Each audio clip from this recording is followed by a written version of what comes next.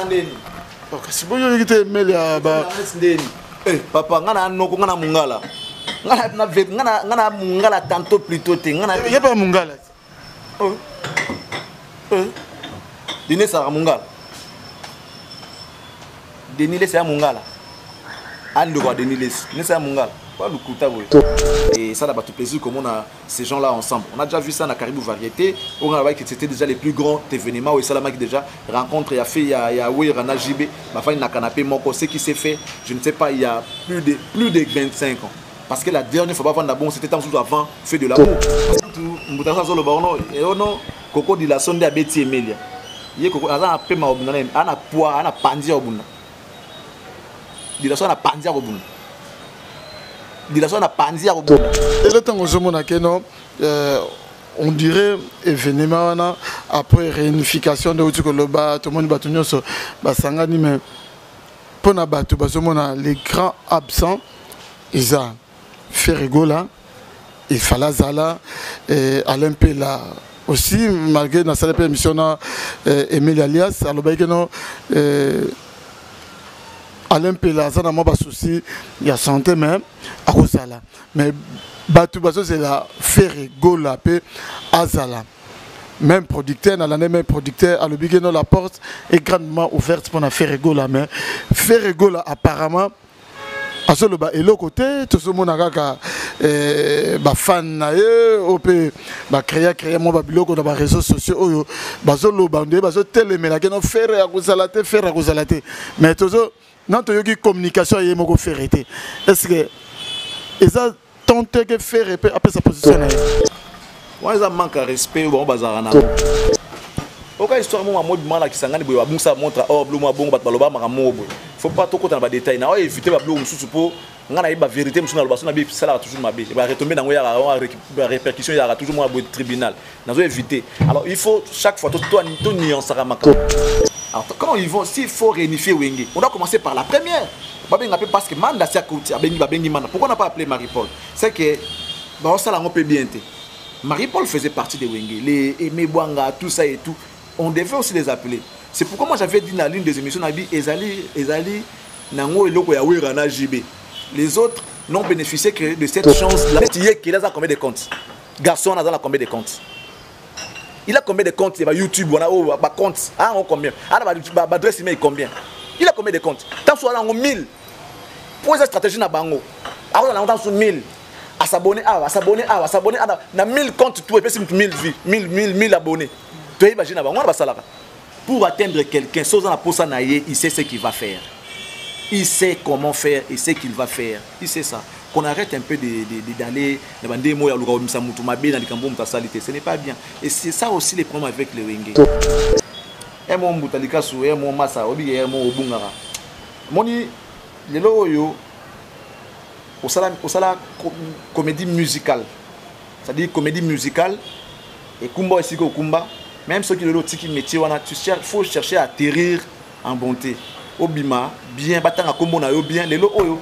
tu commences à effacer même ton histoire. Est-ce que le nom na même avis que M.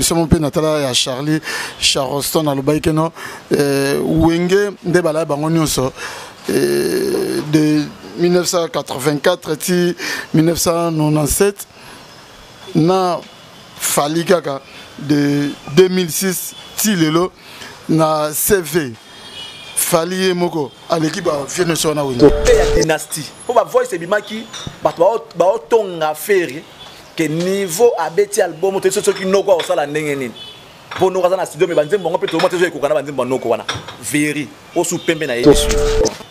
Au fait faut arrêter avec une certaine impolitesse à modèle wana. 1 million d'abonnés. La vraie vie, 1 million d'abonnés. La vraie vie, petit concert, même pas 200 000 baillés.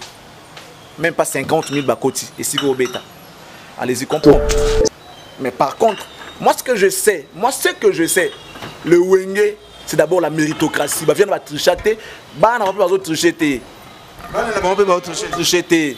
Soit dans 200 000 abonnés, véri. Non, solo pembe. Non, sur la yo pembe. Ba Wenge ba trichate.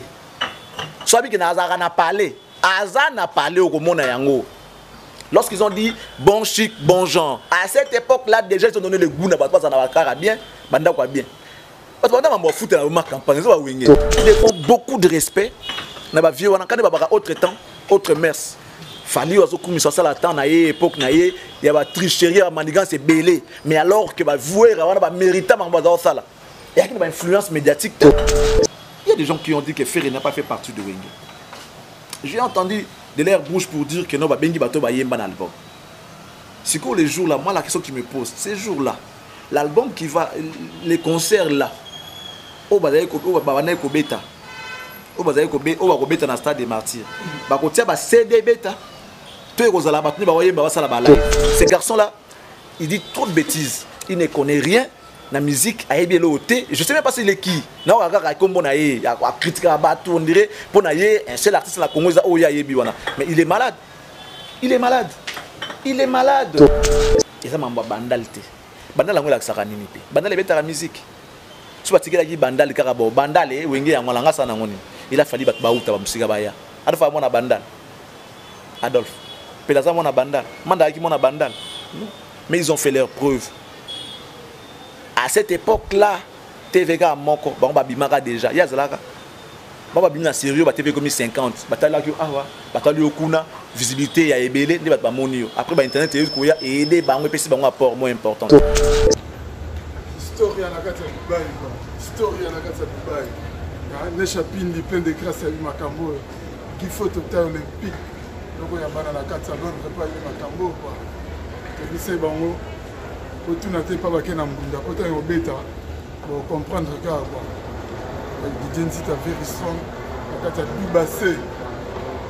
du en direct naturel. Et c'est Ngozali a koye baqué boza ebele bozota la historia avec Didier Nzita very strong, humble serviteur Nabino émission. Historia au Botala Bongo na Congo 24 TV et Sikawapi tous à la Mobimba lelo et c'est parce que Nazoko Yamba Moko yaba confrère nangai la tête bien faite na combo ya Charlie Prince boyebi ke ye ndenge asolo la radio nde balobake no ataka langue na kati ya poche te donc azalaka froid aux yeux te donc alobaka ndenge oyo azokanisela donc lelo tozosala na ye moi banalise to me akolobela tout ce qui se passe na niveau ya internet donc émission oyo nazo dédié déjà dans les big managers les motivateurs de tous les motivés ne chapindi plein de grâce na Katia Paris donc et pourquoi pas na Vienanga Sims na restaurant biso na Katia Lyon exotique biso na biso pezaka kawana en face donc et pourquoi pas na Thierry du total le nécessaire na Katia Paris belle bride systématique automatique là où les Romains s'empoignardèrent na Katia Allemagne ainsi que à sa jumelle Nelly Tamboué, la beauté associée avec l'intelligence na Katia Djobour. Donc vraiment vous êtes ébélé au besoin de la biso papine si tu as les grands frères propres au yatikara petit na été quelles que soient les intempéries venant du mise na Katia di blempe na bossanyote Nathan Luko kiwana au fond là déjà caméra na yopo tous bongo les Nigérians Charlie Prince au déjà tout le monde bienvenue dans Katia Historia. Merci l'historien Didier Nzita. Toi na historia parce que mon connaît bien historien. Historien Didier Nzita, merci de m'inviter. Wenga les Nigériens, ça me fait penser à Kofi Olomide qui m'a appelé. Absingabi bon retour du Nigeria. Jim Martins. Merci Kamabe bon, c'était que pour rire. Mais merci Nayo pour l'invitation, merci Namadego Talabiso. Je pense également à mon ami Necha Pindi, plein de grâce. Je n'oublie pas Amédée Mackenzie Poutine. Je fais un clin d'œil à Papi Sapo, chef de ville, partenaire depuis les USA, Bibiche Oumomotema Cédric Makela Parta, Salina Yoyangwana. Un grand merci également à mon partenaire, mon autre partenaire, M4 commercial, Nakatia Istanbul, il y a président Toussaint, Massananga Toussaint. C'est-à-dire les partenaires Oyo Batigarangate. Il y a des gens qui ont poste moyen. Soit le A est A, soit le B est B, soit le 12h, 12h, 15h, 15h, lobby, lelo. Donc, c'est comme ça que Moutoufoua Zala. Quand on ne sait pas respecter sa parole, c'est une preuve d'irresponsabilité. c'est pourquoi dans le Banabatu nous avons recommandé bino pour na ngai agence où na mona fiable na kati ya Istanbul au continent de l'ONU qui est Angola et à Kinshasa to appelle na Dubaï eza M4 ya commercial na kati ya Sarai wana so boye na Sarai botunika M4 na ndenga ngambo na kuna siko donc beaucoup ta nango prix ya bien tant moko record pour blo na we koma et puis en toute sécurité quoi fiabilité mo za na idée. Merci na double toto Chibola. Merci na Berado, Prince des Amunda. Je n'oublie pas l'intouchable Edo Muzamba. Voilà quoi, donc merci na bandeko wana. Et na kin na opé sa mbote na Willy Mouché Nico Damboka. Na opé sa mbote na maître Jemima Lingibato wana mwana nanga, ma princesse. Maître Jemima Lingibato. Après papa non, je vais faire les droits pour chercher à défendre notre famille. Bongo la nation, oui la nation ça viendra, mais d'abord ma famille, parce que la charité bien ordonnée commence par soi-même. Voilà un peu, je suis à ta disposition, Didier Nzita, l'historien. Merci beaucoup de m'inviter. Merci Charlie Prince, avant de côté na vraiment sujet na préparé par rapport au tour le blanc. Mais nalinga au salana analyse moko sur émission to sala na net. Analyse est-ce que l'émission est bien ou bien il y a beaucoup à faire ou bien tant que tu as un mot de forfait aux autres l'émission il y a biso bande comme sous déjà je dirais au début le rôle il n'y a aucune réglementation à niveau internet. Tout le monde se permet de tout, chacun peut faire ce qu'il veut, tout le monde est libre de faire ce qu'il veut. Dommage. Et que ndenge zo kende o contrôler ondeni ne osa analyse na ndenge nini mutu to za grand prêtre na internet kuna mutu to za grand prêtre mutu to bonga mutu to za maele mutu to za nyoso donc c'est quand même dommage mais toi on a choisi et là ndenge mboka ekende là toi on a vie auto vivre vie réelle na vie à internet yo souvent na Facebook mutu mo te photo na mabe ngota ra photo na bien et sika mo ya bien liboso carte mo ya danger liboso ndako mo ya danger mais na vraie vie boye eza makambo à vivre raté. Dès mon émission internet, tout le monde dit tout. Si tu le banin, bango tout baba donner des leçons, bango tout bazar les plus intelligents, bango tout bazar na nyos tout baebi tout. Bon. Ba tout bazar on débat bango, ngala na ngana vie a opé saté na na analyse au salaté parce que tout le monde est grand prêtre là-bas. Tout qui gagne to kende. OK, merci.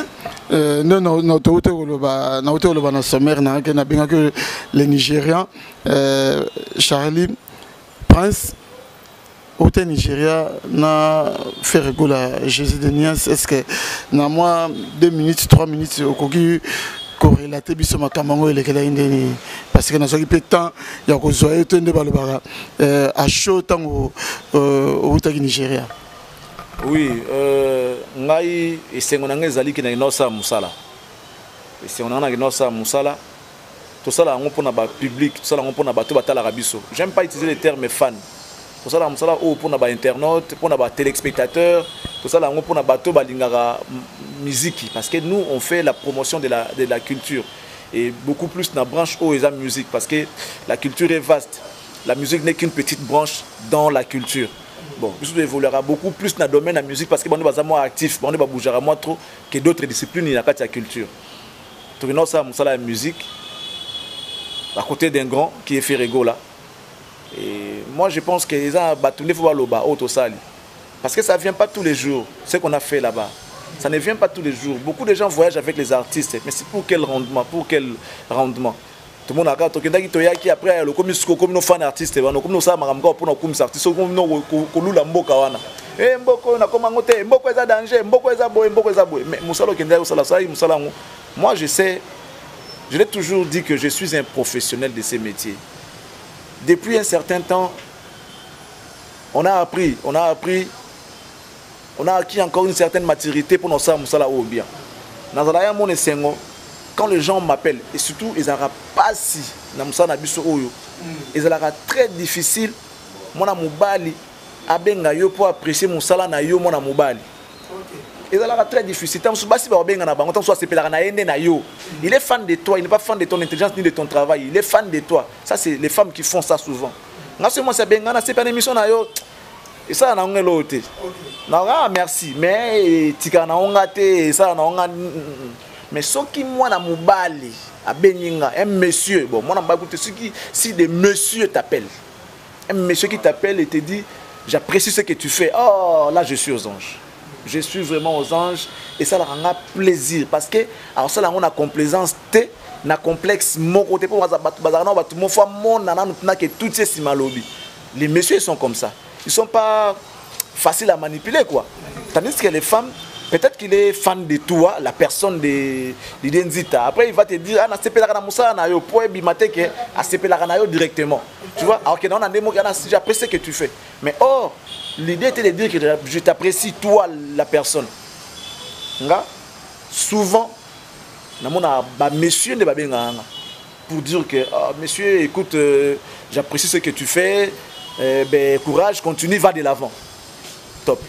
Bon, par rapport à voyage au Nigeria, feedback par rapport à promotion au TKG artiste, je crois bien que aux retour.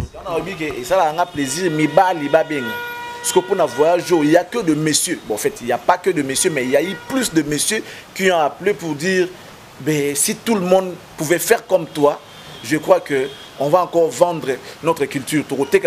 Bien et puis par rapport à cette façon de faire les choses. On a vu pas mal de voyages avec les journalistes, artistes, mais rendement rendu dans les appels là ngoté. Ils ont qui n'a que c'est la fois que vous avez découvert Tamboka na, qui n'a que quand photo d'artiste, qui n'a que ça dit les à côté quoi. En réalité, ce qu'ils devaient faire ça la ngoté. Oyo salaki oyo omonike ba monsieur pe ba voyager peut-être na fait rigola ba sala monte o monike yo au bimi de l'ordinaire tout à l'heure tu as dit la promotion. Tu sais avant ça se faisait mais depuis un certain temps et kataka. Avant la venue de l'internet et Zalaka avec nos aînés ils ont couvert des grands événements comme concert à Minene à l'époque on a vu les reportages le long du voyage, tout ça dit les séjours, pendant, après, avant, pendant et après l'événement, vous êtes informés en temps réel et à chaque pas de l'artiste vous êtes informés. Et là on est Kataka. C'était dit à quoi? C'était parce que le choix des artistes sur les gens qu'ils amènent dans le voyage, ils ont un choix judiciaire, ils ont un choix sentimental. Parce que Joe Nengazabu abundi trop, yo kana comment abundi trop pour nanga. Est-ce que mon voyage, est-ce que critères les aramuta bunda trop pour nayo? Moi je ne pense pas. Il y a des gens qui sont intelligents mais qui ne sont pas trop accros dans makambo batu kokota mamba batu. Bakambu yo artiste ça makambu yo gère ça toi-même. Moi je fais la promotion de toi et de ton produit. C'est-à-dire je sais vendre l'artiste dans l'émission nanga, je sais parler de l'artiste, je sais comment donner la valeur et la place na mité mabatu pour l'artiste. Mais si on a la guerre na X, est-ce qu'il faut talanga et talinga été? Or, les Congolais aujourd'hui veulent ça. Pour récompenser Moutou, il faut que Moutou a fingé la qui est Moutou. Tout ça Moutou a bondi la gueule, or même Moussala na yo. Ça dit des conflits internes ou encore externes na batu. Nga fona la terre comme nga po mona nga kena mampo mangana voyage. Donc méritocratie est le ngwaki. Vous comprenez? On peut ça que le koné bunga. Quand Ferré a fait le choix d'amener un journaliste professionnel. Je fais le travail que nos aînés ont fait par le passé. Vous comprenez? C'est-à-dire que lorsqu'on a voulu quitter Kinshasa, j'ai dit aux gens, voilà, la délégation de l'artiste qui veut prendre son vol pour le Nigeria. Nous sommes à l'aéroport, j'informe le public de l'artiste et c'est la même qui n'aime pas l'artiste. Mais au moins ils sont informés que l'artiste a bougé avec son groupe. Dans la délégation, il y a journaliste Charlie Prince. Je l'ai fait. On arrive, on escale en Togo, c'était où? En Togo, précisément à Lomé. Pendant notre temps, le temps tous à la transit, on a improvisé, j'ai demandé aux artistes de faire quelque chose pour pouvoir plaire aux voyageurs qui étaient là sur place. Et les gens se sont intéressés à Bango. Et j'ai profité pour lancer un message pour dire, voilà, messieurs, dames, nous sommes de la République du Congo. Ce que vous voyez devant vous, ce sont des artistes qui évoluent aux côtés d'un grand qui s'appelle Ferregola. Au cas où vous ne les connaissez pas, veuillez jeter un œil sur ce qu'il fait. Il fait de la rumba, qui est aujourd'hui inscrite au patrimoine immatériel de l'humanité. C'est un style de musique de chez nous. Vous pouvez faire juste un tour pour aller voir ce que c'est la rumba. J'ai vendu la rumba, j'ai vendu Ferré. Et les gens ont commencé à prendre leur téléphone pour filmer les artistes pendant qu'ils chantaient. L'ambiance qui était dans la salle, il y a pendant que tu as la guette, tu as la nini vol. comment filmer bango, j'ai vu même des Chinois qui sont levés pour filmer, les dames, tout ça se lève pour filmer les artistes. Nous sommes arrivés à Abuja, j'ai rendu compte au public que non, tu as commis à Abuja, voilà ce qui s'est passé dans Zela, l'obi nango balance toutes les images, tout indi en temps réel. On parle des artistes, de l'artiste. Les gens veulent voir comment tu t'es réveillé. Il nous a ouvert sa porte, il tourne hôtel Tokoti, on a filmé l'artiste, santé non, je suis en forme, prêt pour les batailles de tout à l'heure, prêt pour la bataille, oui. État d'esprit, normal, moral, normal. On a préféré, et ça là qui va tout bien. Raconte le premier jour, producteur on a filmé ça, l'ambiance et tout, c'est bon. Balance, on a filmé, pendant les concerts, on a filmé, on a vu comment c'est déchaîné dans le podium et tout. Donc on a montré tout ce que l'artiste a fait, même les moments de coulisses, ce qu'on appelle les à côté. Faire en sortant de la salle, il y a la musique traditionnelle nigérienne, chaque événement, il a donné l'argent. Et quand il s'est imprégné, nous on a pris les images. Inutile. Moi je savais que ça allait faire bien. J'ai pris les images, j'ai montré aux gens. Ils étaient vraiment éblouis. Merci Charlie. J'ai fait mon travail de journaliste. Je fais les reportages de notre séjour au Nigeria. J'ai couvert tous les événements qu'artiste a pu faire là-bas. C'était deux concerts, je l'ai couvert. Et puis, au moment où il y a des tentes et tout, j'ai pris pour faire plaisir dans la fanatique. Question de donner une autre image de l'artiste. Et c'est ce qui s'est passé. Et les gens étaient tellement contents que Ferra a pris toute une semaine à Kangi Actualité et Internet.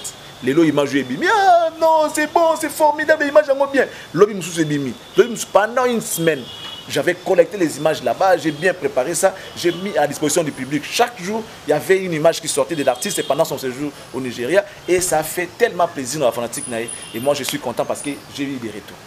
Merci Charlie Prince, merci mourir à bonne musique et pourquoi pas Gauloise, Gaulois, Gladiateur, fan de affaire. Merci Charlie Prince a aussi retracé par rapport à voyage Joana, il y a Nigeria, il y a Jésus de Nias, artiste nabino préféré même. Charlie Prince, tantôt tu as la source peut-être ici à dire pour nous faire tu as mais na lingi to meka kolobelana nous Clan Wenge,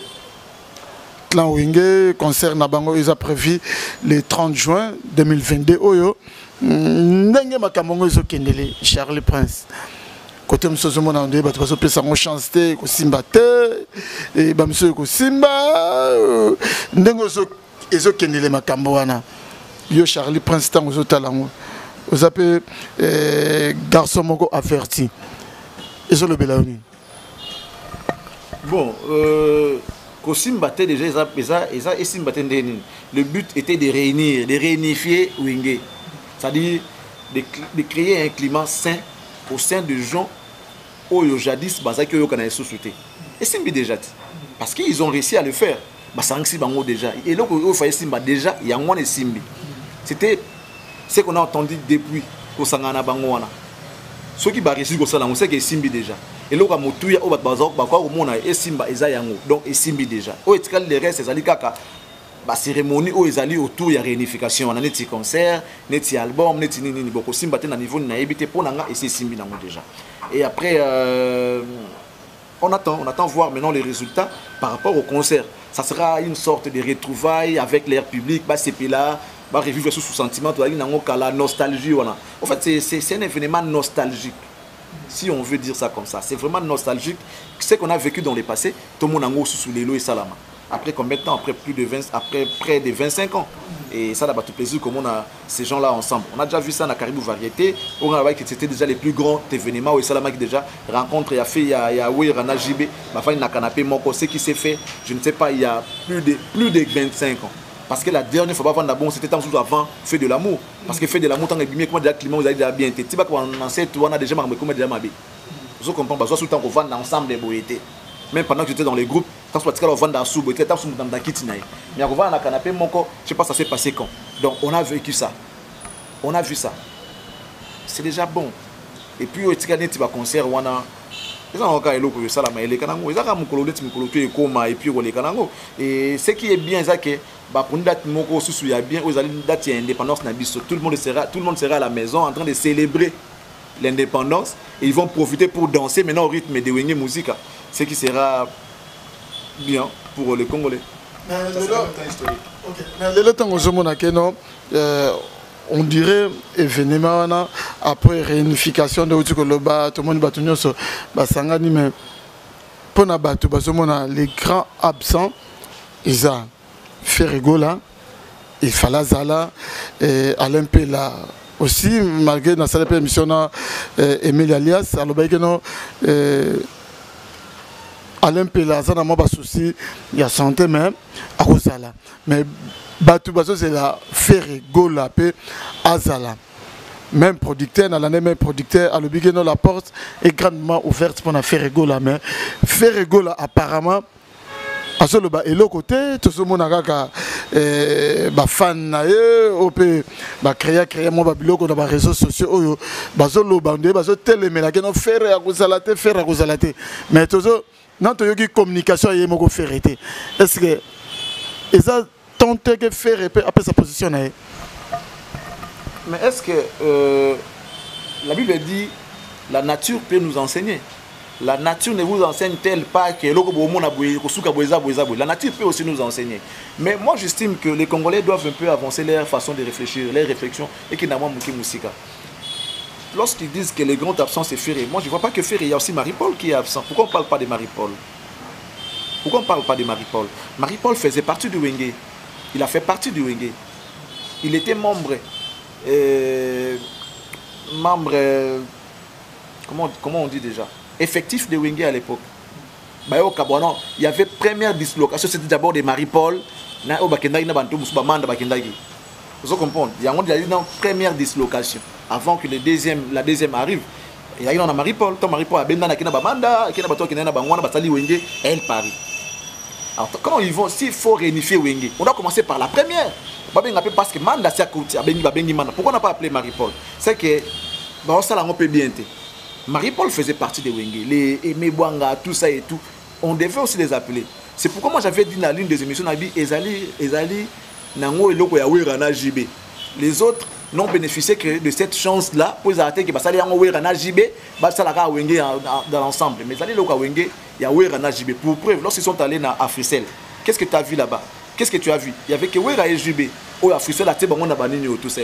Allez, ma la conférence de presse. Les panneaux que tu as vus. Ah, les panneaux. Les photos qu'on a mis. On a mis Wera et JB.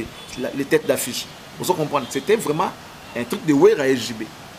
Parce que même les grandes sociétés brassicoles, ils ont tenté plus d'une fois qu'on s'en Wera et JB. Ce sont des gens qui ont cartonné après leur séparation. Ce sont eux qui ont encore hissé les flambeaux de la musique à travers Wenge.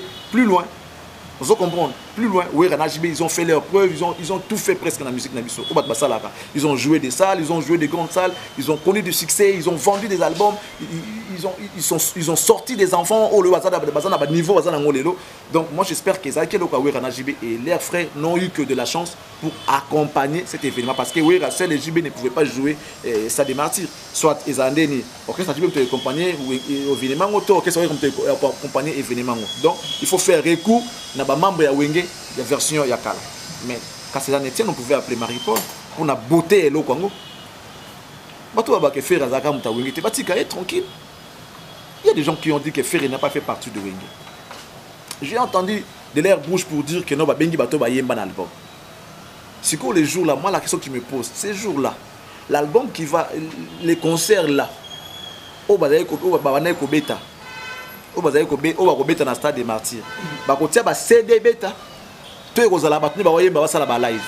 Parce que j'ai vu faire plus d'une fois dans le concert à Wenge lorsqu'ils étaient ensemble. À Kenya même Côte d'Ivoire à voyager à Beta Maman Ngebi lors de la suspension de Tutu Kalouji. Est-ce qu'il y a un album? Pourquoi il a joué des concerts? C'est de la méchanceté pure et simple. Alors, Balobara, et ce que Balingiote, tant mieux n'est pas être. Ferré, certes a été contacté, mais il y a un Boyaki. On dirait non, s'il veut être, il n'a qu'à contacter. Non, il faut dans la politique à la vérité. Tout ça, la réunification, ça veut dire qu'on a lavé tout ce qui était sale, tout comme ça, mot propre. nos conflits, mettons ça de côté. Mais ceux qui n'ont pas dans nos pureté, c'est que ça coupe en bon, c'est que ça coupe en bon. C'est bien beau. Nous, on aime bien, bien, mais il faut dans la politique, la vérité. Faire c'est leur petit frère. Il faut du respect aujourd'hui. Parce que on a Dieu merci que tout bazar en vie, Charlie, maintenant, on va un producteur, on va faire un décrocher le téléphone.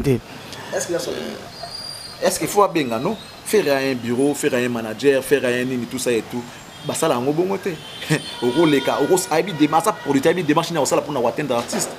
D'abord est-ce que l'artiste a son numéro? Non. Ce qu'on va appeler incognité. C'est la faute à qui? La faute au producteur ou la faute de Ferré? Mais ce qu'on a fait à fixer opinion pour et ce bimondé mais ce que ce bimondé Ferré n'est pas patron de Wenge. Et là, on a ça makara te soki jibe na wera mona bango boyaki. De l'on a ça la maté. Mais le roi jibe a PC accord, wera PC accord. Et ça manango, même sans Ferré. Et puis il faut aussi savoir que Ferré a signé avec Sony. Ferré a signé chez Sony. Sony protège et l'image et le travail de l'artiste. C'est Sony a boy Ferré qui ne fait pas il va s'imposer. Non. Il a son album sur les marchés. Ferré a aussi sa dynastie. Au bon ça le roi dynastie au Ferré. C'est ça qui idée avant barbazo idée on a. C'est ça qui a dynastie. Mais est-ce que ça peut bien faire et ce que faire le bien fixer opinion parce que la ministre de Bimondé manque à respect, vie le bel affaire, mais faire à ce communiquer. Mais par contre nous avons besoin de le à lobby les ferry. Oh yo qui vient nani à lobby les ferry et puis vient à lobby ni. Vient nani, tant qu'il a vient mon corps le membre faire que non, to lui faire ça avec na biso nani. Tant qu'il a un seul, nous balai tout un seul. Mais ils ont fond on va pas faire. Tout laisse tomber. Tant qu'il a un seul vieux ou le membre faire que faire il faut zala. Suya bango nyoso. Na coulisses so ana bango na yo la suya na bango te coulisses poani. Mambo le kana te ba c'est na coulisses poani. Ah, masula fait beton na coulisses. Ils ont fait pas mal d'émissions. Ils ont fait pas mal d'émissions. Pourquoi les journalistes ne leur posent-ils pas cette question-là de faire? Pourquoi vous demandez pas ça? Producteur, il y a une question à faire. Une question à faire. Qu'est-ce qu'il a répondu? Ce qui a cosiné dans le ce qui a cosiné dans le bon, ce pesant est sous est-ce que faire un numéro? Pour atteindre quelqu'un, il sait ce qu'il va faire. Il sait comment faire, il sait qu'il va faire. Il sait ça. Qu'on arrête un peu d'aller ce n'est pas bien. Et c'est ça aussi les problèmes avec les Wenge. C'est ça les problèmes avec les Wenge. Au fond, les gens ne sont pas vraiment vrais, ils ne sont pas sincères. Même là où ils sont là, les guerres d'esprit, il y en a toujours. Ce n'est pas fini. C'est-à-dire, s'ils sont réunis, d'abord c'est pour l'argent. D'abord c'est de l'argent. Parce que c'est les business, papa. C'est d'abord les business. Amadou on a benga bango boya bovanda boye bozonga na toyo kana toza l'ensemble to pesa bino cachete benga bazonga entre de toi et moi impossible. C'est d'abord le business et les boye ils sont avancés en âge ça le encore ça là le moto na bango ça penda sous ngenga qui flamme ça sous comme dans une étincelle flamme ça sous-té. Non mais entre nous tout la vérité la flamme wana o ça là qui entre wera na jibi le wera ko le kawa alekina epé comment on peut les kabongo alekina epé wera yiwana Jibe Yewana, à l'époque, ce que Jibaza a, personne n'a pas fait mbila koya. Vous voyez bien ou bien? Il faut que ici, moi, il y a ces cours qui m'a pas pour inonder place. Et ça l'a insulté. Ils sont au top par rapport à ce qu'ils ont fait. Et comme la légende, vous comprenez comme un niveau de légende par rapport à cette histoire de Wenge, ils ont fait ce qu'ils pouvaient faire. Si bana, oh le bana comme bunda la comme bango, bango baza comme papa, moto wana. Moi, si tu bota, beauté qui t'a pas baba, qui t'a pas banat. Tu étais beau, au fur et à mesure, aux bota bana, il peut botter ça ni comme kita. Plus aux autres, la beauté ça ni comme kita. C'est pareil avec nos aînés. Balaka na moto vers les années passées. Les lots entre nous. Il y a des innocents. Au fait, pas des innocents, mais il y a Inosbi. Il y a Gizmawete. Est-ce que le nom oppose à la même avis que M. Natala et à Charlie Charleston à l'Obaïke non Wenge de Bala Bangonioso de 1984 à 1997 na Fali Kaka de 2006 Tilelo na CV Fali Moko à l'équipe à Fienne sur na Wenge. Ouais, ça manque à respect, bon, bazaranango. Ça manque à respect. À l'époque, à il n'y avait pas Internet. Mon il n'y avait pas Internet. Il n'y avait pas Internet. Car TV n'a dit ça. Mais à quitter dans Zambie, Boabou qui stade plein stade de couilles. Na moyenne. Na moyenne. Avec la bêta Bercy, mais ensemble, la bêta Zénith, Olympia, Bercy. À cette époque-là, l'histoire de Zénith, on va Bercy, on va y histoire, ils ont joué des salles qui pouvaient jouer. Tant que il faut qu'on bête individuellement, non. Au fait, faut arrêter avec une certaine impolitesse à modèle. 1 million d'abonnés. La vraie vie, 1 million d'abonnés. La vraie vie, tu ne conserves même pas 200 000. Même pas 50 000 bakoti. Et si vous bêta. Allez-y comprendre. Tu confonds la vie et Internet, c'est une vie à l'élo. Bateau, il y a un danger. Quand Internet, banda on luka disque d'or azwa wapi. Banda on luka disque d'or azwa yango wapi. On sait comment manigancer ces histoires-là, les followers, tout ça, et puis on sait. Le lot avec la venue de l'Internet est facile à m'embêler. Comme on est en Chine, comme on est au Japon, comme on est au Boy. Les Ouers là, ils se sont fait connaître dans l'Internet. Puisque on a la puissance musique, une bête à Kaïs, quand on a un mboka wana, on met un concert au stade plein. Il y avait Internet. On met un stade, il y a fin fond, c'est-à-dire que on met un Gabon, on met un Libreville, on met un Port-Gentil. On met un Gabon, on met un stade dans Libreville, pose la capitale, on met un capitale, mais on met un stade dans Port-Gentil, mais plein à craquer. On met un Canfoufou, plein, on met un stade dans la province, plein. Mais non, qu'ils arrêtent. Nous devons beaucoup de respect. Quand on a autre temps, autre mers. Fali ozokoumi so sala temps na époque na y a tricherie à manigance c'est belé mais alors que va vouer wana ba mériter mamba za sala et avec une influence médiatique et avec une pression internet c'était que non yo mozana soki na neti ye qui a combien de comptes garçon na za combien de comptes il a combien de comptes il va YouTube on a ba comptes ah on combien ah ba adresse email combien il a combien de comptes tant soit là 1000 pour cette stratégie na bango ah on a longtemps sur 1000 à s'abonner na 1000 comptes tout et puis 1000 abonnés. Tu imagines avant moi ça là. Mais par contre, moi ce que je sais, le Wenge c'est d'abord la méritocratie. Ba vient va tricher, ba na pas tricher. Ba na pas tricher. Soit on a 200 000 abonnés, véri. Non solo Pembe. Non solo yo Pembe. Ba Wenge ba tricher. Soit bi que na azara parlé. Azan a parlé au Komona Yango. Lorsqu'ils ont dit bon chic, bon genre, à cette époque-là, déjà ils ont donné le goût, n'a pas de bien, banda quoi bien. Parce que maintenant, on va foutre dans ma campagne, ça va winner. Bah, gêne. Mais est-ce que le single d'or, trophée, belé, Wenge d'ensemble. Non, mon Yango, single d'or, il y a un album à monter sur single d'or comme il y a. Wenge d'ensemble, ça ni. Bah, disque d'or, je vais voir. Nous, mon Yango, bon, à cette époque, Wenge est ensemble. J'ai besoin disque d'or, tant comme une BCBG. Wenge a disque d'or, tant comme une maison mère. Industrie musicale n'a pas à cette époque-là. Il y a qui n'a moins pouvoir comme une angole, l'autre, tu vas quitter une fausse là. On avait des producteurs locaux, tout ça et tout, balondala, banane, ah, tout ça dans ma musique, il y a des gens ah. Tant comme il faut avoir nos Kenya poto.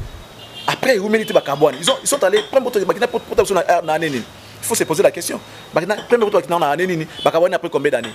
Et comme il y a une ça vous avez vu ce que Wera a fait, vous avez vu ce que JB a fait.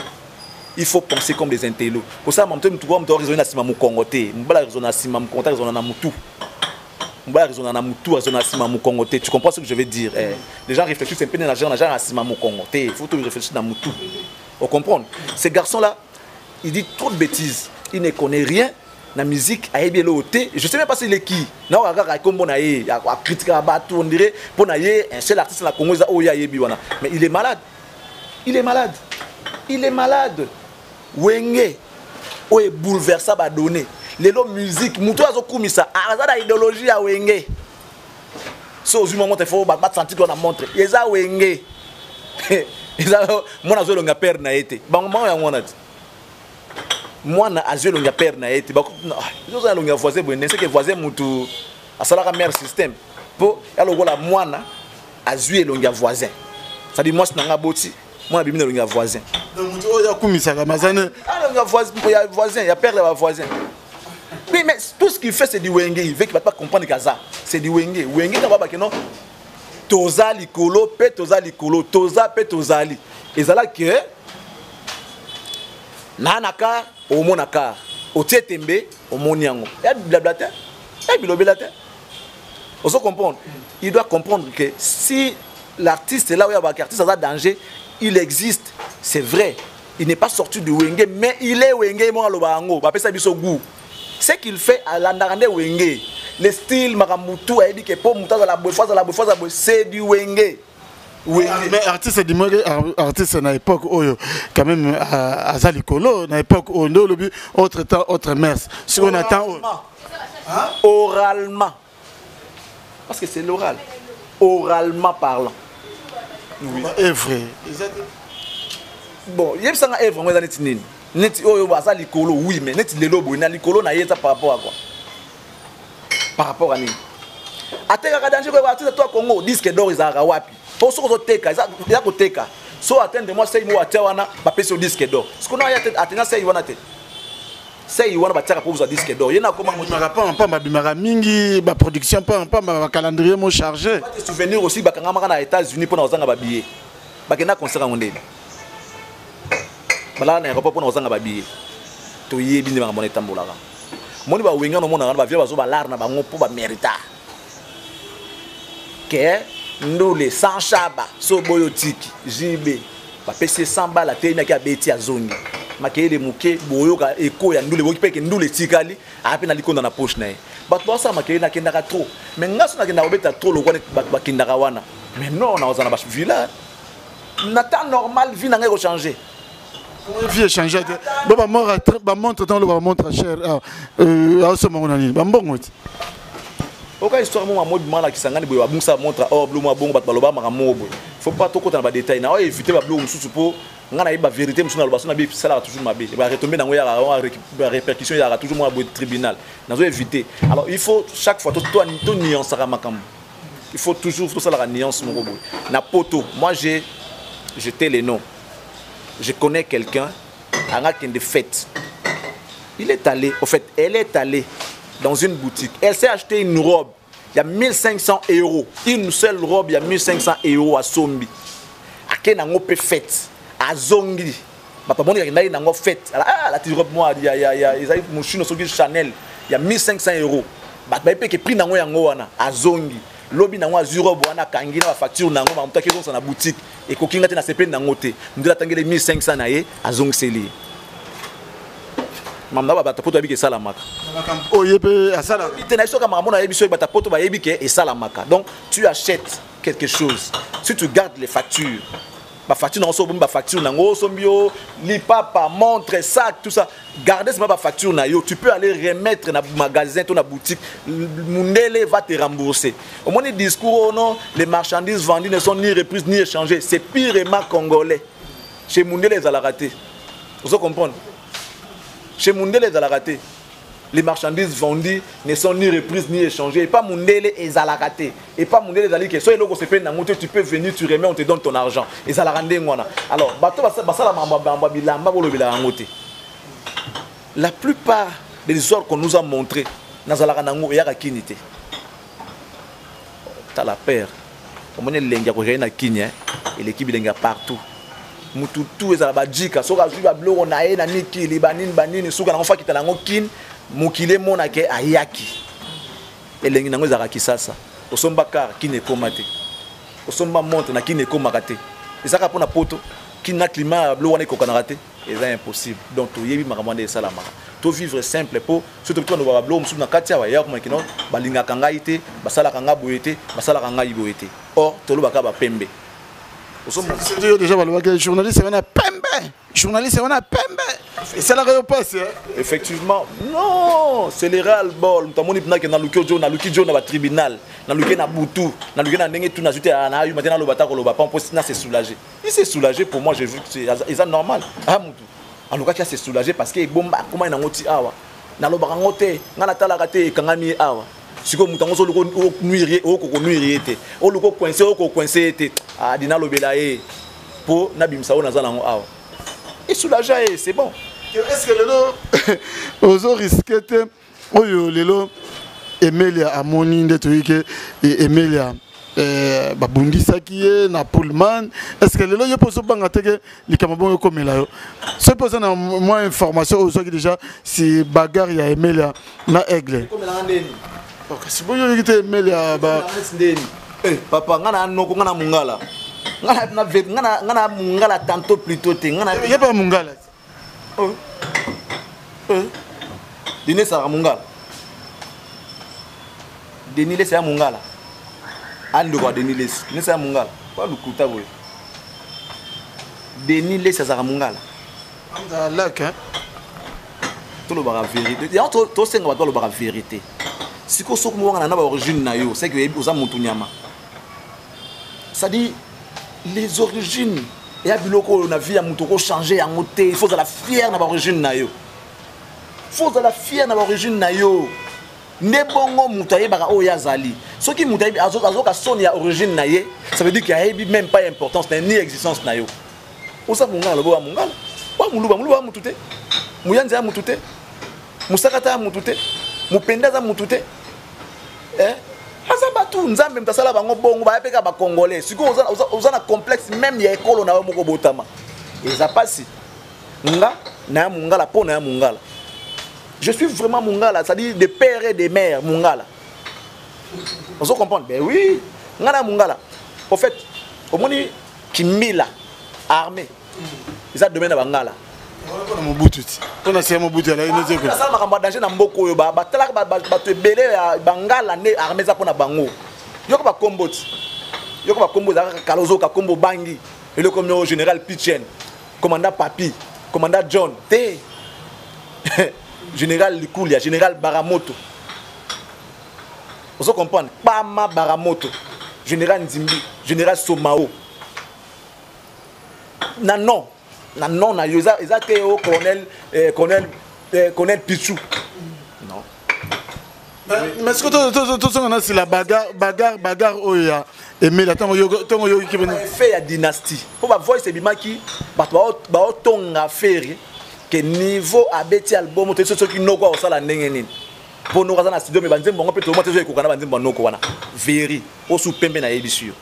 Parce que je suis mieux informé. Bato bazarana bango bazara penanga. So ba oki kuna ba ya sanga mais bino yebi bazole la mabe ko to na kombo na bino. Voilà. Vous faites na kombo tout ça abeti la anga. Ouais, ça dit ce sont les effets de la dynastie. On a mon il ne cesse pas de dire yo c'est album bossa nande bossa nango. Oh. Quel rapport? Et puis on doit quand même du respect aux gens. Ça c'est aussi un aspect important.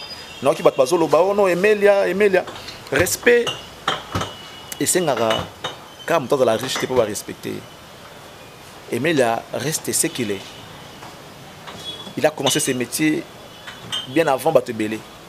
Au moment où il a boulot de tout ça là et ça mutu susu azui goût et panayo akira pe na course ko leka yo pe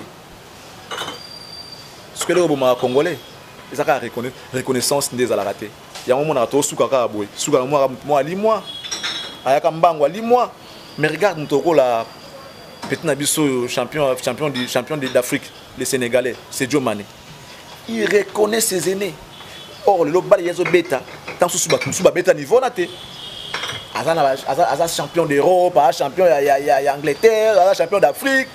Et bien, il va niveau naté. Comment niveau naté? Il est le mieux payé de nos joueurs africains. Mais il a toujours du respect pour les aînés. Nous avons mis dans le football. Respect pour les aînés. Non, Natala, ma grand frère Nanyo, ma grand frère Nonda, ma grand frère Eto, ma grand frère Drogba, des commissions Ngaboué. Mais la musique, pour les raté. Et ça, il est ça, il est ça, l'artiste là doit respecter Emelia, ne serait-ce que par rapport à l'âge, par rapport à l'ancienneté, par rapport à les faits qu'elle a ça bango penzela. Ils ont eu les goûts chez Emelia. Il était parmi les premiers jeunes où habitent dans le groupe Abatou. Et puis ils ont cartonné, ils ont l'impe là. Il fallait batala bango na TV, ils ont rêvé. Ceux qui batala dans faire, bon bah Emelia na ba l'impe. Il y a déjà le baguette no ba Emelia ba faire, baza batu basala na wenge baza ba na wengete. débat mon banami qui bayaka na on ba TV ba sana ba ça veut dire quoi? Ça veut dire quoi? Qui ça c'est Botanan? Wenge peut-être banandal. Emeli à moi na matete, faire moi na ngiringiri de baza ba to ba ko sana wenge. Pose à la congolais, faut à siko moi na wapi, pose à la neti kinois, faut à la moi na wapi. Pose à la kinois, faut à la moi na commune, pose à la kinois. Après c'est un exemple. Pour monter à la quinoa, faut à la commune. La commune Touana, il y a la Kinshasa. Pour la Congolais, faut à la province ni. La province Touana, il y a la Congo. Outawa, pour constituer Wenge. Wenge ça quoi corps. Na kati ya corps dans la branche. Maboko eza. Et logo boza, les autres constituer corps wana Wenge. Wenge za bandalité. Bandal les ali commune oyo Wenge botameli. N'empêche mais comme patrimoine national lelo wenge zaka ya pona banda bana bandal te wenge monde Congo na no bana qui ne adopta wenge après Congo adopté wenge après Afrique adopté wenge monde adopté wenge wenge za patrimoine lelo o net ya tout patrimoine national na biso et ça mamba bandal te bandal la ngola saka nini pe bandal betara musique so batikela ki bandal kaka bo bandal wenge ya ngolanga sana ngoni il a fallu ba uta ba musika baya adafa mona bandal Adolphe. Pélaza mon bandal. Manda qui mon bandal. Mais ils ont fait leurs preuves. À cette époque-là, TVK à Moko, bon babimaka déjà. Ya zalaka. Bon babimina sérieux, ba TV comme 50. Batala ki awa, batali okuna, visibilité ya ebele, ne ba monio. Après ba internet et ko ya aider ba ngwe pesi ba ngwa apport moins important. Ba respecter bateau ba vivre na ta ya calvaire, série dactylo. Ordinateur et Zalarati. Est-ce que la dernière le si le bilan c'est bagayo aussi ben pas parce que notre hôtel émission Nathalie émission il y a film na monnaie kan piana na moni botalika suna Valdi baso le belasi Hermoro j'aime pas parler peut-être que Emeli azalaki sérieusement tabassé par fallait que pendant ba jab pendant des années mbutaka zo le barono et ono koko di la sonde abeti Emeli ye koko azana pema obuna ana poa ana pandia obuna dilaso ana pandia obuna dilaso ana pandia obunda abuna ana emo mbutalika su emo masa obi emo obunga moni lelo oyo osala comédie musicale c'est-à-dire comédie musicale et kumba aussi ko kumba même ceux qui le tiki métier wana faut chercher à atterrir en bonté Obima, bien, batanga kombo na yo bien, lelo oyo, tu commences à effacer même ton histoire. Ta propre histoire est comme effacée parce que les gens ont plus l'image de toi, il y a lelo, passé na yo et limoué. Or, bato bazora médaille pour na misala basala dans le passé. Tu devais rester toi na cap na yo wana osala makambo Congo yokayo, libanda ba yo Afrique yokayo. Au niveau c'est vrai, on ne sait pas ce qui t'a amené à Kotika. On t'a souvent qui kisi ben na éviter pour musique en pétant bona kisi. Otika ngo ya mabete. Ou pétant sous conseiller en matière moroboé. Conseiller en matière moi artiste moroboé mais na ndenge ya bien, pas pour fustiger les artistes étant donné que Mozart non artiste. Il va difficulté dans le monde on a bien. Tu pouvais bien descendre en douceur ou atterrir na yo bien, au milieu de la porte par la grande porte. Et là tu commences à sortir na petite porte, d'aide par la fenêtre. Histoire na yo la musique est limoué. Remis analyste que tu maîtrises pas aussi ce qui n'est pas bien ou mettre en péril carrière mobimbo sala ki okina na bien pourtant sous nzamba nga sunga mboka reconnaître yo to eloko mo ya mboka ba kanisa yo que non ça c'était grâce à Mbutalikasu comédie musicale tu fais parmi bateau va propulser par les trios d'Astoufa tango yo yepé emboîter les pas et puis ça qui bien danse avec maquillage, ça dit c'était vraiment bien et à mise à biso c'est ça biso bien. Mais au bon histoire na tout comme makambo analyse comme ça là des analyses. Vous comprenez? Et ça dit bien tu dois être cohérent dans l'analyse, tu dois être logique. Si tu veux vraiment faire la part des choses, c'est bien. Tout le monde a jouer comme aussi si balé, comme sous consultant. Mais tu n'es pas là pour la collaboration. Oh, na lingara été, tout ça et tout. Non, tu fais des critiques scientifiques sur n'importe quel artiste. Tu dis vrai. il y a un peu sa valeur.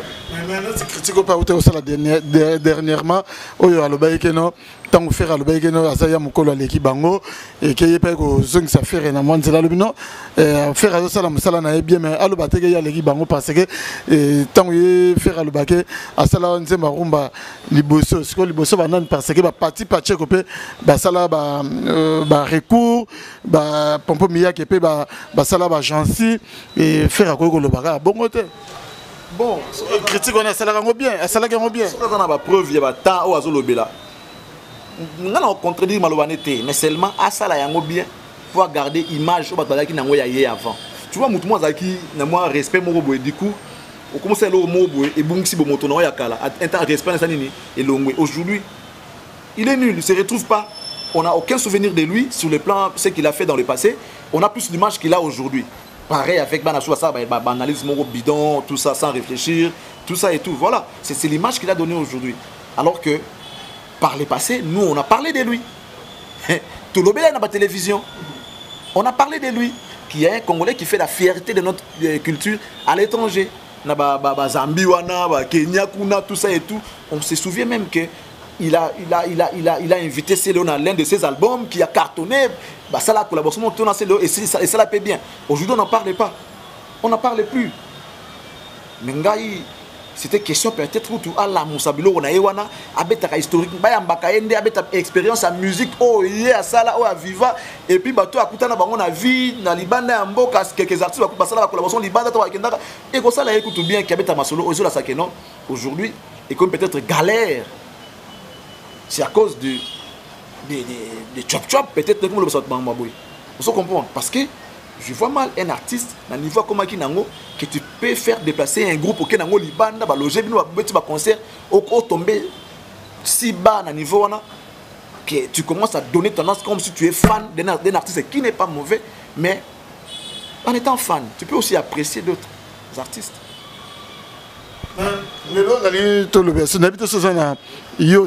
Précision, bonne information par rapport à bagarre. Fali Azanadan contre Emelia. Par rapport, il y a dire, il y a Emelia dans l'émission précédente. Je suis désolé, il y a tal raté, mais il a informé dans le temps réel. Lui ne regarde pas nos émissions. Lui il regarde que les étrangers, ils ont adversité, tout ça. Parce que dans le Congo, ils ont adversaire. C'est bien beau. Mais pourquoi il est à chaque fois informé dans le temps réel? Je me dis, un PMB. Ah, il comme là. Et les Wenge Mambasalaka, il comme là. Mamba Aimé qui na TV du genre qu'il n'est pas numéro 1, à ça dans l'autre côté, tout ça, il comme là, il a gardé donc. Et puis, il y a dynastie, parce qu'il a parlé de ça. Album, tout ça et tout ça et tout. Pourquoi il va parler de ça? C'est qu'il est désemparé. Aujourd'hui, il a perte de vitesse à cause déjà la dynastie a fait au volume 1. Et bouleversé Moutou. Azol Lukasiko a ça la nini. Il faut ça ce qu'on a fait. Pour ça numéro 1, il faut ça ce qu'on a dynastie. Alors ça ni. Mais ce monde qui est comme tellement compliqué, fait comme Tom. Mais des animateurs Mégéri qui m'a rambangu Timon Liboulio mo kota mi kunda muta kundote.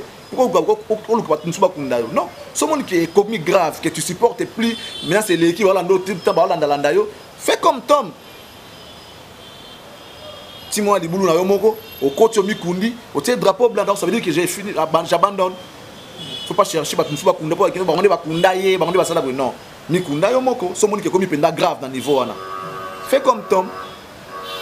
Est-ce que et le les gars tu vas comprendre et le les gars est-ce que Emelia babeta qui yem babeta qui fali to fali abeta se sont disputés il y a comme le banani yem tabani ko avance ko attaquer bien dans parole du genre que o lobila nga mabe yem moni mobutu te ba ko lo banaete lui il veut que à ça la unanimité dans mokilo ça dit tout le monde doit être derrière lui. Oh même Nzambe à ça la unanimité dans mokilo ba tele la Nzambe bazali ba ate wana Nzambe n'existe pas. Oui, qui bazali. Nzambe a créé surtout batele mais attend baza. Pourquoi ça m'a bomba bangote? Il a le pouvoir à arracher bango souffle.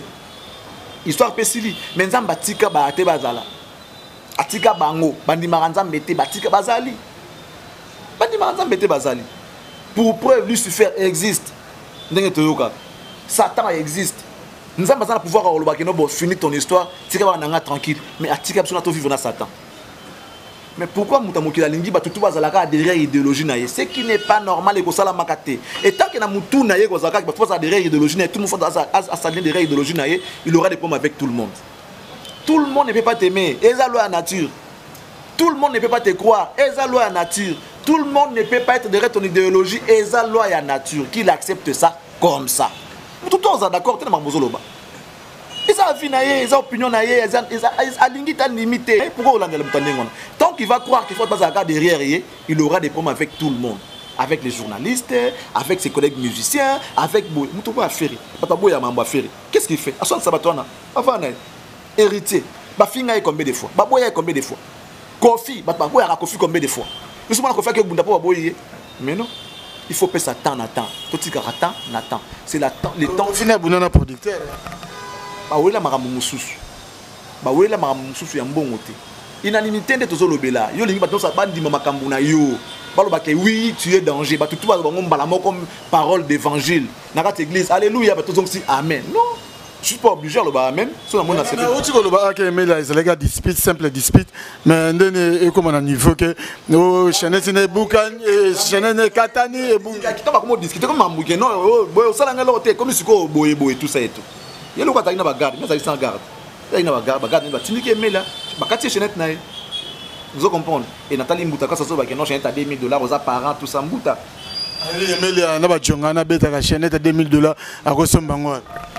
Ah massa, je te respecte beaucoup. Je n'ai rien contre toi mais vie na yo vivre yo to bien. Oui ba calcul na yo comment tu fais ta vie. Calcul la mususu yo bien onti. Na poto les gens ont la facilité à cause de l'eau en crédit. À foutre en malé.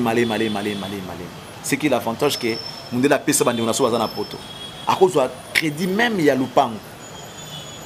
À ce crédit même il y a ndaku pavillon.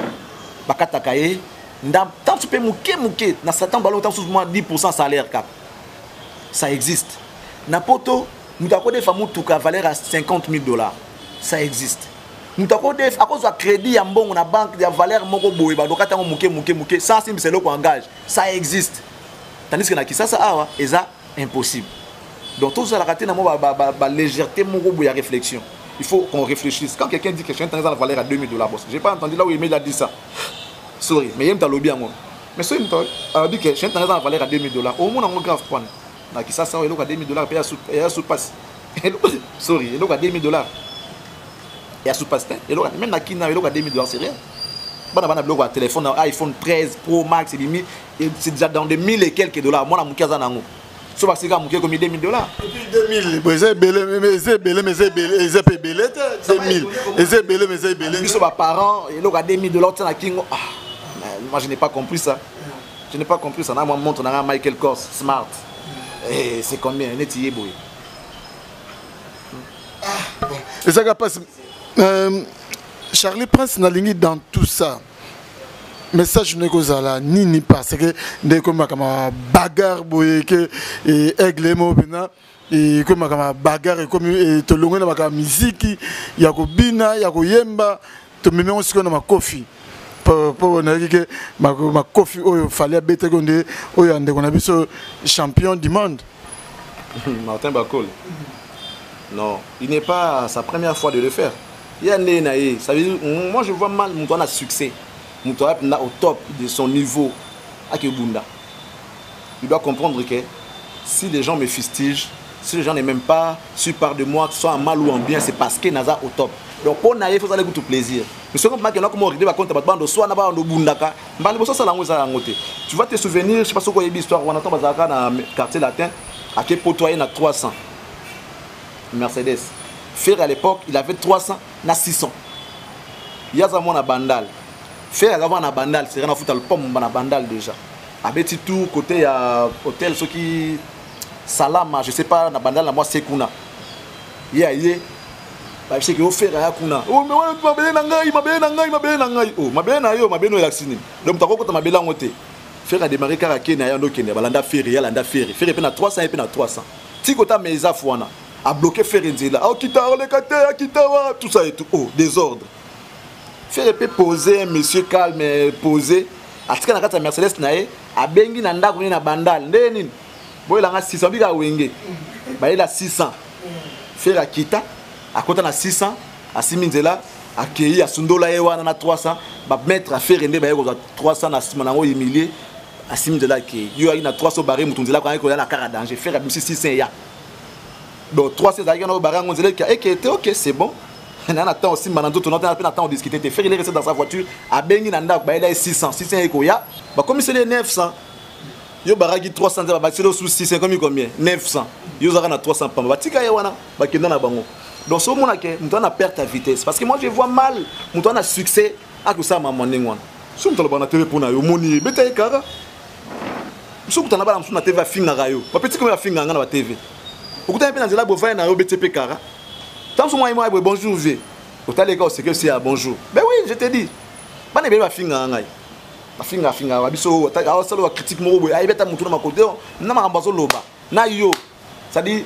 les jours et la nuit notamment pour que tu dans nzela botali na mona ngo yo afinga ngai ah OK non vous comprenez ça veut dire que soka za pendant le succès anga sa mamwati et loko esale beza dynastie bouleverser mutu aluka na bana nyembe sfera kangiye yo so atai susu mutu donc azomona ka on dirait bino mbongo si c'est carrière nande basanga so la dynastie wana ebisu donc aina bango na niveau mo impo Dieu sacré dynastie Dieu sacré dienda ko yeba na batalo ba bonga na bon ma bétain c'est sacré heureusement que c'est sacré cette union là la union sacrée oui vous comprenez donc azoluka ndenya ko bimona nyembe soyo o Rita Yemba pardon chérie fungola na nyembe c'est l'équipe makasi nyembe soka nyinga ya Chris Benoît Couteau ekosa desserrez-moi moqué ici pas moyen de souffler Rita le bango ana nyembe ça fait reçu ko bimona ngote voilà les retombées est-ce que lelo tango talaka tango mona makamne sonake aigle un moment ba comportement bon ce que elaka nini na bato ba otabiso ba koyiba elanini ko beta na ndenga beta na quartier latin ndenga aigle alega na quartier latin il fallait moraye bongo tata ku tabota ya kamoraye tata Nathalie Olisusu Nathalie au deuxième tour na ukimawa kasina seki mokolo koya koyeba ezali lelo teo tope satanata tope satangonata et ça est-ce que ça te aigle pour alingaka wenge au nom de Jésus kende va-t'en diabolos kende mosika nanga oh au nom de Jésus kende va-t'en diabolos ba mbela ona 119 diabolos c'est bien kasi oui bah regardez maman musique est ça maman musique eza na makambo est-ce que aigle passe na dans moko ndenga beta wengete ndenga tiro beta na wengete est-ce que dans ko ça tant que y a envie ya wenge ba pesa egu mais ndenga lega kuna te peut-être yango déranger kai po wenge za wenge c'est loko ba jeune basala même ça dit talaka ba orchestre tout ya Congo eza ba vie na ba lelo ba kuma basala wenge na kasa ba orchestre na bango faut ça la mise bazala propre bazala kapoye bazala ka avasa na normal mise ko za no basuke belelo ko pompolo et là normal le loko na que no faut mise faut recruter mise na ndenga aspect na boula ferre na boula JDT na boula nani na boula d'abord ba vient na bande bazala kala nan vous comprenez ba orchestre tout et ça la wenge na bango beaucoup la recruter na ndenga wenge starter recruter na ndenga wenge Victor recruter na ndenga wenge Dream Team na ndenga wenge donc wenge ya image oyo échanger à donner la musique bango to baza ba image ya wenge avec na kati na esprit ya wenge faut en chérie faut en parler chérie a bien parler bien là t'as rappé bien c'est wenge na mona photo na bango bakanga na cielo c'est ya wenge c'est le scrap grand maestro c'est mbote ya mystique wenge batabeta on a barekitaka oh rada bayate barata yango na non voilà na fala beta na wenge siko amona ngo ndire a rechanger sur histoire te là il paté suka là Charlie Prince on toke na biso po to chite na biso mais lelo yo za moko pe ya ba journaliste op ba la pembeni ya Ferregola Jésus de Nias est-ce que lelo ce que ça like yo conseil ni ko pesa faire lelo par rapport ya makambo ya réunification ya wenge ndenge azoko se prononcer est-ce que lelo azoluka guerre contre ba vie na yona nyonso te wani bolunga bosala ndenge wana bokomisa makambo ndenge wana te faire beaucoup de respect tango leka ba TV asoba mambo avi na yeke non aza d'accord ne bakutani bosani nga bien vi na nga tata vi na nga wera vi na nga jibi azokumisa bango azoba bolamu na bango est-ce qu'il faut kazala wana qu'est-ce qu'il vaut déjà bato babi qu'il ne vaut rien par rapport à mambo wenge balobaka kaza abeta na wenge te botika ya vana c'est la moindre des choses histoire ya wenge ba comment sans faire il y a problème pas bien ngande Marie-Paul pour moi le grand souci c'est Marie-Paul. Mais oui, déjà ndimake faire azamwa na wenge ce que boyango lata kashine jibe abengaka dernier fils a wenge prochain moi ça faire et moko teza ya jibe na wera te eza batu bana kati wana ngana tagi makaba lobi ba benga batu bayemba na wenge ni ba benga bayemba tu bayemba ba disque logiquement faire ayemba disque te botika faire pour que nous retournions à ba vie na biso wana maramba faire pour botu na bango yango te bozaka koloba na mafere aloba fera koloba nini pour nika faut faire bozo portiner mutu boy faut ka yenda loba non ba fi ba leki ba émission ebele ba sa ba émission suba tumba wana mamba wenge c'est comme si ba que non question ya te question faire ya te ils ont fait l'émission na caribon tumba wana mafere te ba tuna bango te ba sa ba émission na mtanko na pas tumba mamba faire te c'est comme tozo boya question yaka ozo monde mais pas il faut tout na ngoka faire pas na ba droit zape mutu. Le patron aujourd'hui de son groupe, il a un album à donner de l'énergie pour la promotion. Il a signé avec chez Sony Music. Ceux qui sont dans l'exclusivité, il y a une image qui ne peut pas se figurer dans n'importe quel événement. Qu'est-ce qu'il va faire? Il va enfreindre les règles? Non. Parce qu'après ça, la vie va continuer. Qu'est-ce que tu vas devenir après concert à Wenge? Bon, tout dans la question, qu'est-ce que tu as bénéficié? Tu as bénéficié de quoi? Qu'est-ce que tu es devenu? Après, la vie continue. Donc faire a intérêt de protéger le groupe naïe, album naïe, le projet naïe aussi. Parce que le projet Nabango c'est similaire avec celui de Dynasty. Le projet est similaire à la Dynasty. Une fois que ça a importance dans le projet, il y a un mot dans le président Katina, c'est là où on m'a camboté. Botika faire réfléchir. Parce que ce que ça n'est pas ça ça la faire ça wengit. Moi na mamat. C'est ça le problème. Ba yebi kezandeng wana. So ba linga ki faire azala à tout prix, ba yebi nen banga ça va yana, ba yebi banga ça pour faire azala. Quand ils ont commencé leur arrangement ba kuta na poto, est-ce qu'ils avaient appelé faire? Ba fana que tout ça ba temps ça ali so benga batu. Robert ko kutale azara azakutu actif dans ma musique. Mais ils l'ont appelé. Pe akobwa kana été na stade, ntabwa ke za bill. Ma benga ki Robert il était venu, il était logé dans la Zongi. Qui logé dans Béatrice, Robert Kokotayaki. Or, il est méforme aujourd'hui, on ne voit quand même pas. Mais là, ça dit Maramouto à Yépé. Parmi les révélations, ils ont fait recours à Bill. Bill pour Robert a raté parce qu'il a subi l'opération à Moutou, à Passola, Moutou, tout ça et tout.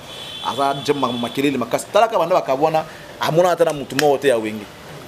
25 ans basa tana banzeba bakuta na raté babenga ki ngama kamna bino na kipango kutu souté mais babenga ki ayaki azular na yati na poche mais akobwa kate tant na bengi héritier watanabe tour de contrôle non tokoyoka tokoloba nini eza sentiment ya wera il sait pourquoi il a dit ça tout ce qu'on a dit dans barambu ya bongo parce qu'il y a un écrit ba polémique wera quand il a dit tour de contrôle il sait pourquoi il a dit ça c'est son fils héritier lobby héritier il a retiré d'azanga ki wera il a mis en chance na wera marambo ke bien ayebi marambo lobby to analyser nini afingi mututin to ça banaliser ba propos na yezo ki na sens ya ko finga to na sens moko o eza yango te on se comprend o to bi ke ya kosi on to analyser mais tant lobby ke héritier tour de contrôle ayebi pourquoi lobby ngona est-ce que ba tout ça ba mona ke onde héritier attend ce pouvoir et c'est se faire rigoler parce que le pouvoir s'arrache mais faire on dit azotika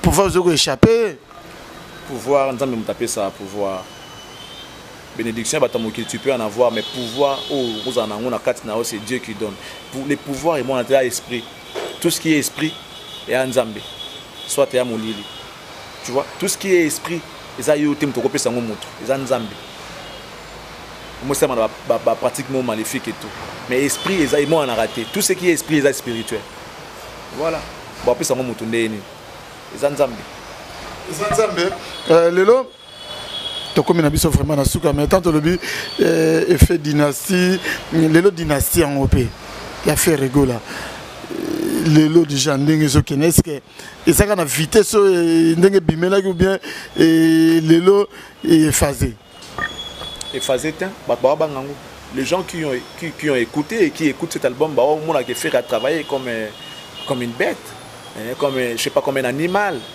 à travailler grave. 5 ans, on a pas battu, c'est l'album des artistes. Tous les artistes, on a écouté un album, moi.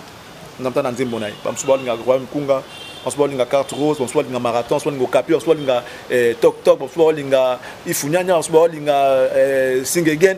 Ça dit artiste nano. Oh bah yebi ko sala boulot ndule ba on di album on a sko yo na ngai, on n'est pas artiste to ça. Ambe Robin Mundi bandimi yango. Voilà. Andimi yango le pena que no ba show ataka faire linga te faire à la distrait, linga pena que pas confondre impolitesse na makamususu. Si tu es impoli, tu es impoli. Si tu es impoli, tu es impoli. C'est comme dans le cas de petit mais non, ça c'est de l'impolitesse. Ce que Robin faisait, c'était de l'impolitesse. Si on a raison, on comprend que je ne peux pas manquer du respect à nos aînés. C'est bien bon. Voilà, bonne chance. Bonne chance, mais réunification, on a le tomoni et qui tient sur ce Tina qui tira PIV, le lot. Après réintégration, il y a Jessac Chipoy, comme Tony Blair, Joss Dien Azongi, et puis dans Sudden Play, Yepe Azongi. Un mot par rapport, il y a Félix Oazé, quoi. Mais dans les lots, pas Félix Oazé, quoi. Le bel en tout cas, le et à Azongi, ça a été, mais tout le monde, Félix Oazé, quoi, a changé physique d'épaule. Il n'y a que des imbéciles qui ne changent pas. Il n'y a que des imbéciles qui ne changent pas. C'est un intellectuel. Moi, je pense qu'il est revenu à la raison. C'est aussi pour dire que on ne peut pas se permettre de dire qu'il faut réfléchir, attendre, réfléchir avant tout. Donc, propos au début, ceux qui a salé ça veut dire qu'il est revenu à la raison. Donc ça veut dire qu'il a été pressé ou encore il était allé vite en besogne pour dire que à son film solo là. On n'a pas vu là où Nzambe Satan solo mais solo na comme écoute ba pote lelo na Kofi. Abaki o alongwe azonga sous-sauté retour interdit bandi kona bazongi. Ça veut dire que ba parole na ya lobaki izaika ya mutamoki daki ya Nzambe te. Donc prochainement avant le balik même sur la kanda, il doit réfléchir, c'est la moindre des choses. C'est un monsieur intelligent. Avant le balikambu, il doit réfléchir. Et on ne dit jamais dans la vie. Il doit apprendre à être humble dans les propos. C'est-à-dire qu'on a un peu flexible, qu'on a un peu flexible dans les camps. Il ne faut pas rester statique. Il faut être flexible à chaque comme on a vu. Il faut savoir comment prendre des décisions. Donc ce bazongi c'est singo et il va quoi apprendre car na erreur na.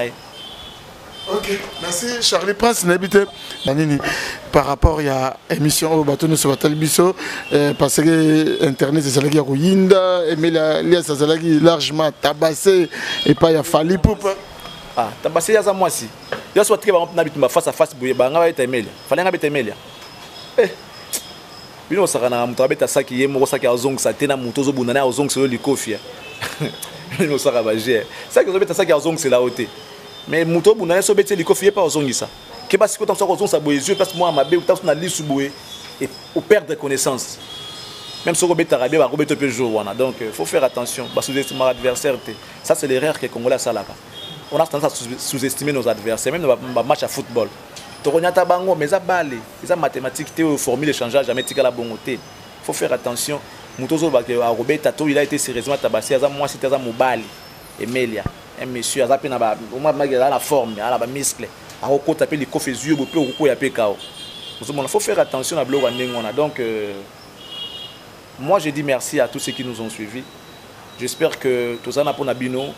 On essaie d'analyser tant soit peu, tant bien que mal, ce qu'on peut, on fait pour vous. Vous savez, absolument confiance. Ce qui est très important, c'est la vérité. Parce que la vérité est libérée. La vérité est kangolaka. Tant on la vérité. Il faut avouer, à moitié pardonner. Vérité, comment on dit, et franchi ça. Donc, j'espère que au Bayoki, ça va bien. J'ai fait un clin d'œil à Odilo Mampouya, mon ami, sans oublier Eva Moiri en Autriche. N'a pas si Yannick Kayenga, mon invisible Ambo Tebele. N'a pas si Maréchal Souvé, Yesa, na Dallas. Et puis voilà, je crois qu'ils vont se retrouver. Merci un clin d'œil na nogo ya bana Guy Photo taille olympique na katia Londres venanga di miezi na katia Dublin Henri moi kamote ma Yolande photo mama yoyo mama kuluta bana na katia Anvers na bosaniote papine c'est le grand frère propre viatika petit na été quels que soient les intempéries tonton dit ta petit frère propre na katia Cape Town donc vraiment vous allez belé au hôtel biso ne chapindi plein de grâce big manager, les motivateurs de tous les motivés na Katia Paris en tout cas vous allez qui est belé au Botalibiso donc et pourquoi pas na Christophe Bassissou Christophe n'est peut-être dans massacré comme on est et Christophe Bassissou de la part de Nechapindi plein de grâce big manager vraiment vous allez belé au Botal Bisso sur la émission Bolubi grand merci à Nathan Luko qui n'a ma caméra na montage na moni pe kakaye to kuten na bino bongo pour une prochaine émission merci ciao à suivre bye Historia li solo ya litoite o kasi ya bilili tokomona tokotala Elengi, monde entier. Bon, naïna na tembete. To sala wenge na tembete. Wenge zalaki lokola loisir ti et comme ma profession. En tout cas, la camora donc makambo to lobela to lemba musique congolaise ezaki na ghetto, c'est comme communautaire. Et qui dit sous on n'a plus bas niveau et comme communautaire. Il y a un autre bunda pour to bimsa on a ta communauté, na ta ghetto, to so disque d'or. Inshallah. Allah Akbar. Le Kounia, et si là, c'est dit le Kounia n'est pas nanga, tina francophonie bo wo changa problème zate. Na robeta ta francophonie na poto. Ata francophonie muzo na créer. Déjà comme bon nous obenga sai et outi na papa Wemba. Au moni côté au tozo uta déjà. Je veux dire, si aujourd'hui, c'est grâce à Ndiembo et à tout le monde, chanté par Papa Wemba. Historia avec Didier Nzita. On remercie Soussou. Ouera son droit de la forêt. Oh, Léona Minito Didier Nako Saote, Bamise, nous sommes en Bayara Balobara. Passeport à Liboso. Ouera Mtabimise la biso.